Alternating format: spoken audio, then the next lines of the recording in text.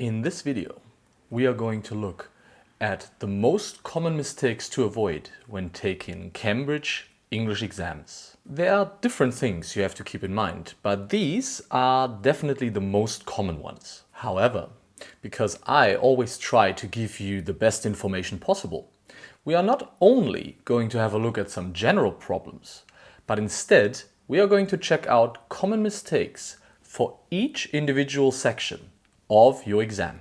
Sounds good? Yeah, I think so too. Thank you for agreeing with me.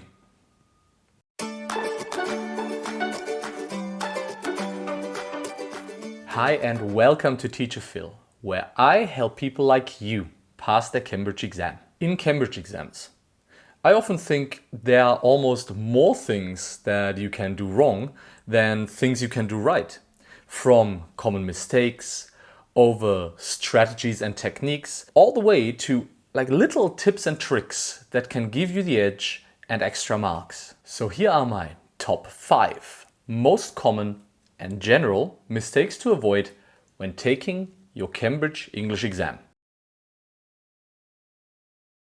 One common mistake is not managing your time effectively during the exam. This can lead to just rushing through the exam, not finishing your task, and making very simple and avoidable errors. My 2 top tips for effective time management. Number 1, allocating specific time for each section. Efficient time management is such a crucial part of your preparation and for success in Cambridge English exams. A really valuable tip for candidates is to allocate enough time for each specific section in order to make sure that you can finish on time. Cambridge exams always consist of different sections, and each section has a specific time window.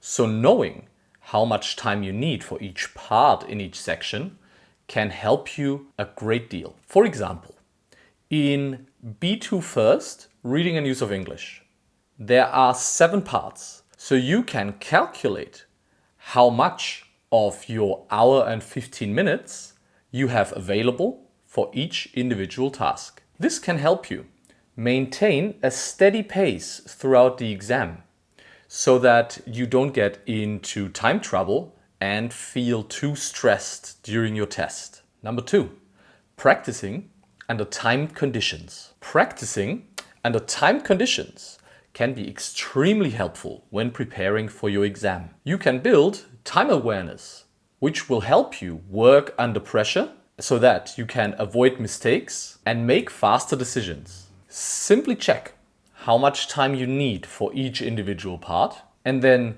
time yourself when practicing and try to stay within that time frame. This way, you will become faster in those tasks that you find yourself being a little bit too slow at, and you can make sure that you maintain the speed in the tasks where you feel more confident. Not being familiar with the different tasks in your exam is another common mistake I often witness in my students and a lot of candidates. Many people simply underestimate the importance of knowing the format, the instructions, and the type of questions in their exam. This can lead to confusion, wasting time, and making very avoidable errors. You can make sure that you practice past exam papers, familiarize yourself with the different type of questions, and make sure that you know exactly what to expect once exam day is at your doorstep. Which brings me to the next point. Another mistake is not spending enough time preparing yourself for the exam. I have received comments on this channel of people telling me, "Tomorrow is my exam and I've just found your video." I'm simply not sure if that's enough time to get ready for a big exam like this. Not preparing enough can result in lack of confidence, making mistakes, and simply not getting the results that you want. You can establish a study schedule and try to engage in regular practice to improve your language as well as your exam skills. Grammar and vocabulary play a crucial role in your Cambridge exam, and neglecting them can definitely lead to lower scores and frustration. Don't forget to focus on improving your grammar, expanding your range of vocabulary, and practicing to use good grammatical structures effectively. A few very enjoyable ways of naturally improving your grammar and vocabulary are, for example, extensive reading and listening.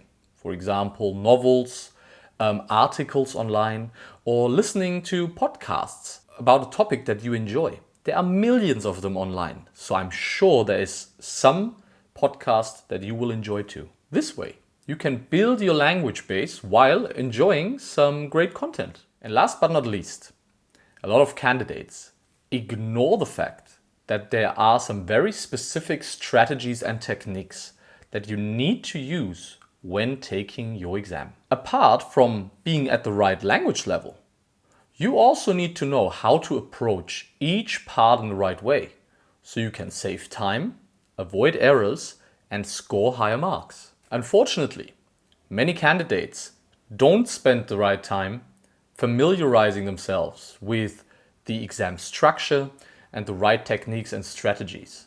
For example, different reading skills like skimming and scanning for the reading section of the exam, or using a variety of linking expressions and cohesive devices in the writing paper. You can, for example, check out the videos on my channel or try to find a teacher in your area who can help you with these strategies so you are ready for your exam. So I could end the video here and send you off into the sunset with some general mistakes to avoid in your Cambridge exam.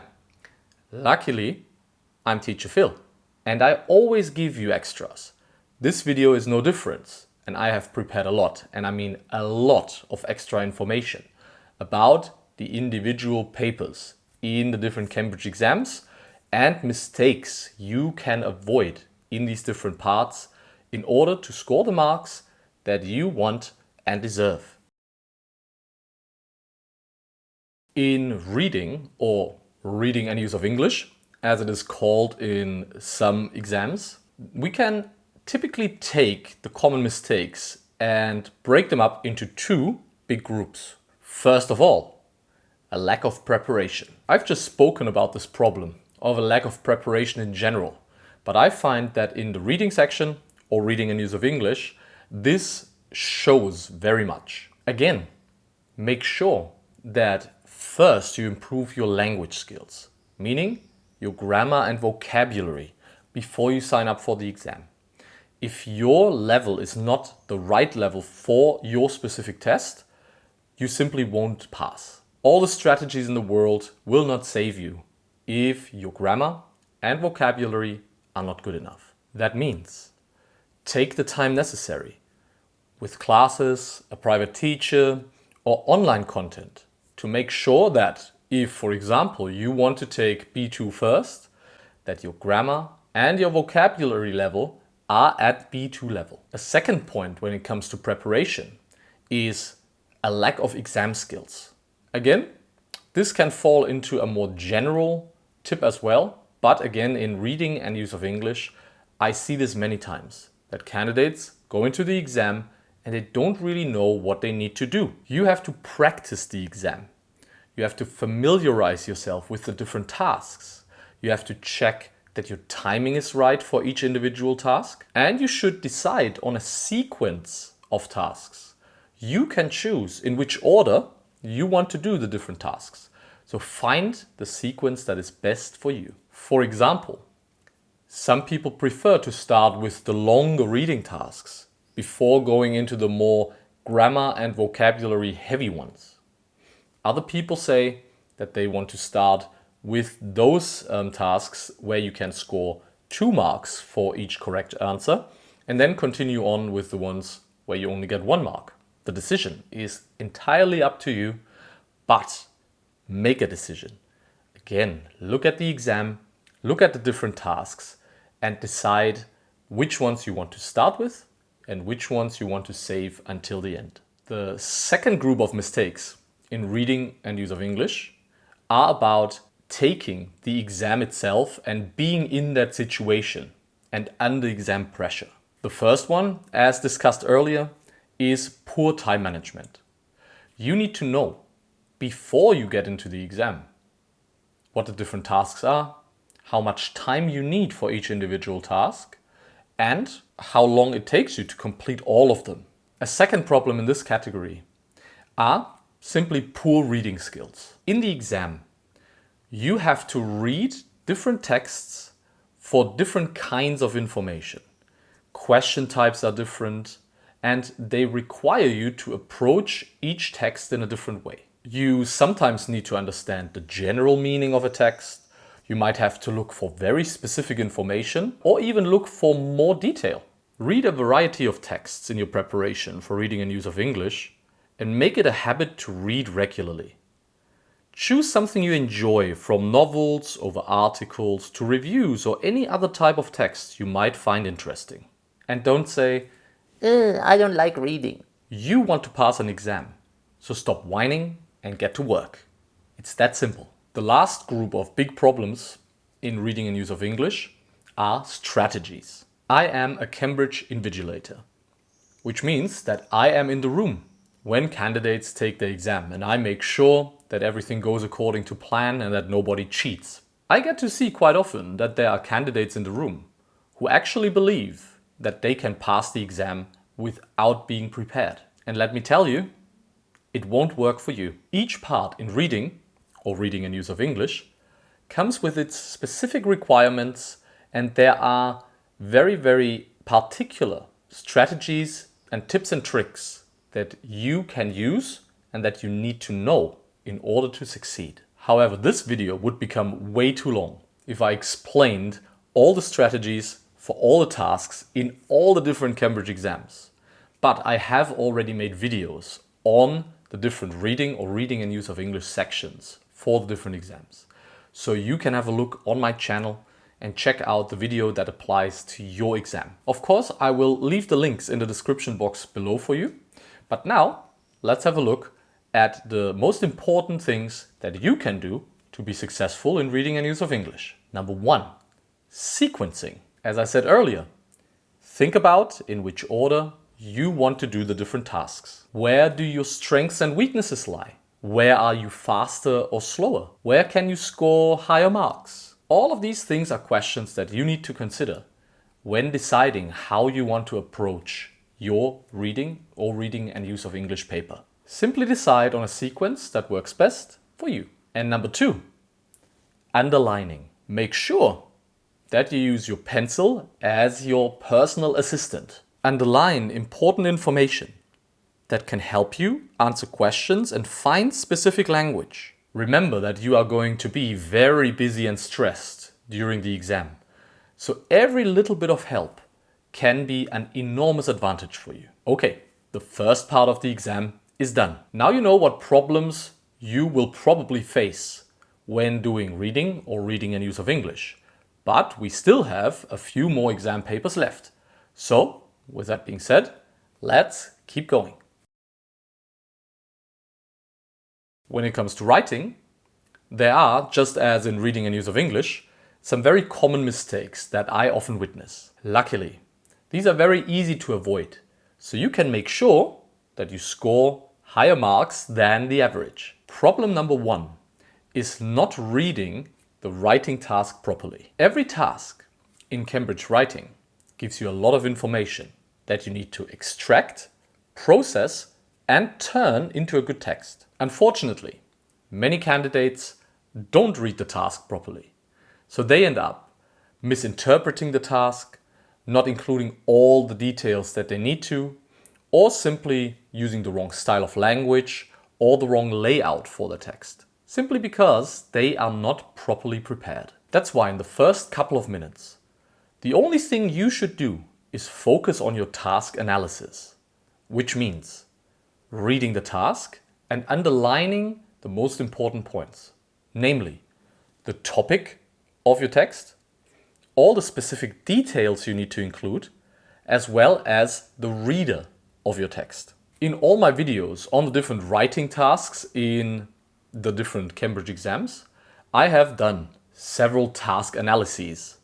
So if you check out my videos, you will see exactly how to do it and what all this information means for you and your writing. Problem number 2 is not making a plan. This might be probably the one thing that can make the biggest difference to your results in Cambridge writing. Before you start writing your text on the answer sheet, take just 3 to 5 minutes to note down the paragraph structure you want to use and add 1 or 2 key points to each paragraph.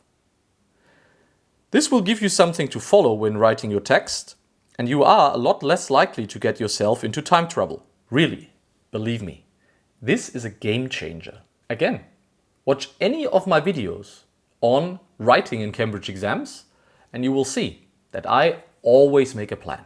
The third problem that I commonly see is that candidates don't connect their ideas properly. This might actually be the one thing I try to hammer into my students' brains all the time, but I guess it is one of the most important things to connect your ideas well in your writing. And with connecting your ideas, I mean connecting your ideas within a paragraph as well as across different paragraphs. Examples for this could be the use of very basic linking expressions like and, so, but, and because, over more intermediate ones like on the one hand, on the other hand, moreover, or having said that, all the way to more advanced structures like pronouns, determiners, or other cohesive devices that simply help you connect your ideas and make it easier for the reader to follow your thoughts and ideas. Of course, this video is not a grammar lesson, but if you would like me to create one that talks specifically about linking ideas, simply let me know in the comments below and I will get to work straight away. Listening, listening, listening. This is a tricky one because in a listening test, you cannot use any cool strategies or tips and tricks or a task analysis like in writing, because the recording dictates the speed, the pace, and how fast you have to be when answering the questions. But there are a few things that you can do to get better results than other people that don't use these ideas. So lend me your ears and let's get into it. Good people who have traveled from villages near and far, lend me your ears.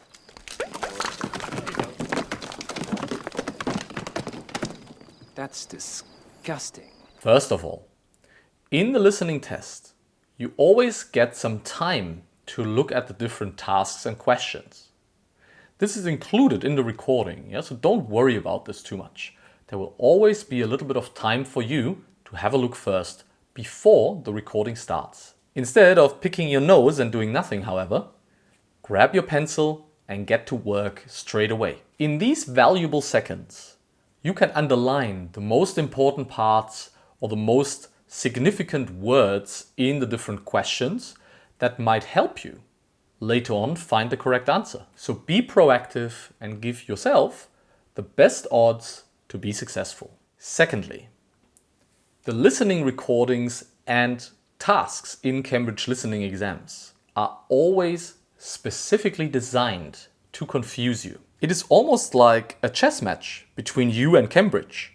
The speakers often mention all the possible answers, and it's easy to jump on the first thing you hear and choose it as your answer. I recommend waiting and listening to the whole recording, or at least the specific part of the recording that you need, before choosing your answer. And always remember, you can listen to each recording twice. So if there's an answer that you don't get after the first time, please don't panic. Simply listen for a second time and then choose your answer.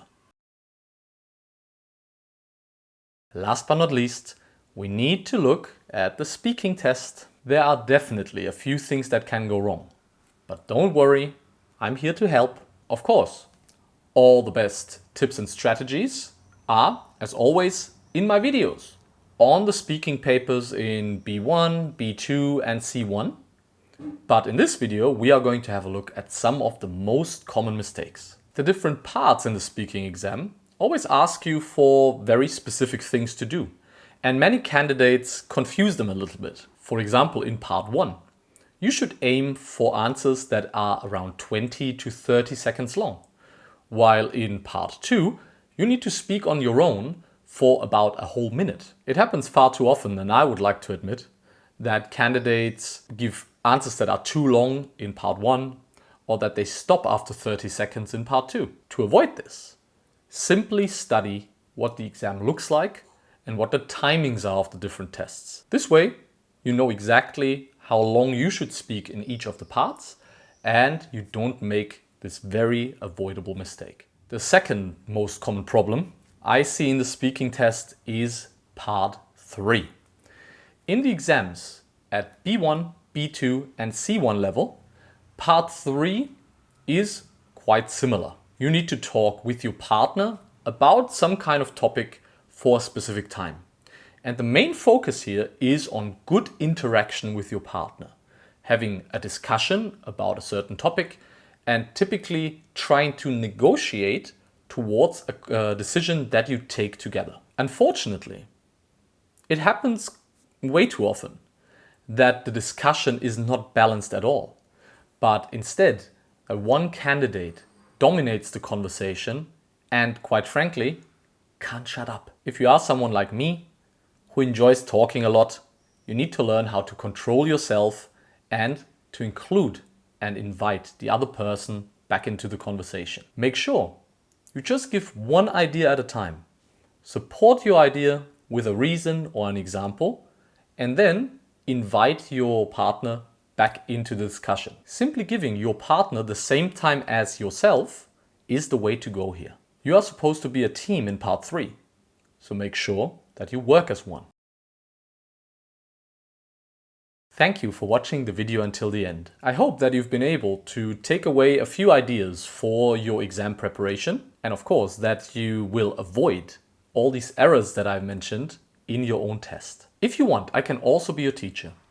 I offer online classes as well as writing feedback, and you can check out all the different videos and articles about the different exam parts on my website and here on this channel.